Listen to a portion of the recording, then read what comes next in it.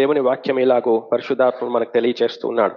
ఎందుకనగా మనం ఆయన యందు దేవుని నీతి అగునట్లు పాపమెరుగని ఆయనను మన కోసము పాపముగా చేసెను.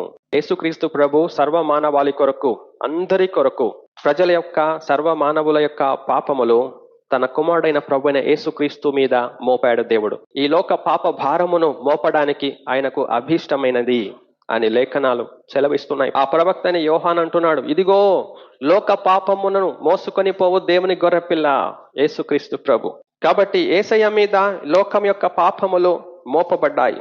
ఇది 3000 సంవత్సరాల క్రితమే ప్రవచనం ద్వారా దేవుడు లోకానికి, మానవులకు తెలియజేశాడు. మన సమాధానార్థమైన శిక్ష అతని మీద పడెను, యెహోవా మన అందరి దోషమును అతని మీద మోపెను. ఇది దేవుని యొక్క సంకల్పము ప్రవచనం ద్వారా ఎప్పుడో దేవుడు తెలియజేశాడు.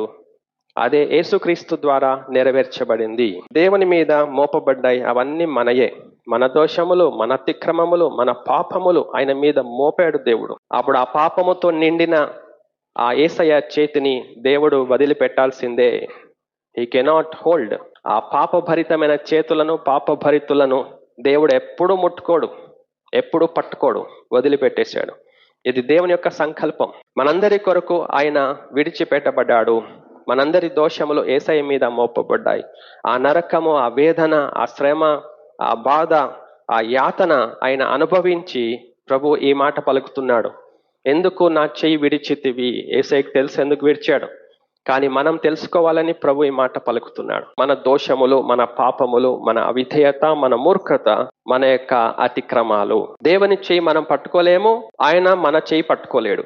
మన దోషమును బట్టి దేవుడు మన చేతులను పట్టుకోడు, ఆయన విడిచిపెట్టేస్తాడు. నా చేతులు కూర్చయి మిమ్మల్ని పట్టుకోలేదు అనుకుంటున్నారా? కాదు, నా చేతులు కూర్చగావు, నేను పట్టుకోగలను, కానీ మీ దోషములు, మీ అపవిత్రత నాకు అడ్డం వచ్చింది, నేను పట్టుకోలేకపోతున్నాను. మీ నోటి మాటలు, మీ యొక్క పెదవులు అబద్ధముతో, కపటముతో నిండాయి, కాబట్టి మీ ప్రార్థన, మీ యొక్క ఆవేదన నాకు చేరటం లేదు. మీ మనస్సులన్నీ వ్యర్థమైన వాటి యందు పెట్టుకొని వెంబడిస్తూ వెళ్తున్నారు, కాబట్టి నేను చెప్పిన మాటలన్నీ మీ మనసులోకి వెళ్ళట్లేదు. అందుకనే పాపముతో ఉన్న మనము దేవుని చేతిలో ఉన్నామనే స్పృహలో, మాయలో పడి జీవించి నశించిపోకుండా ఎప్పటికప్పుడు విసర్జించండి.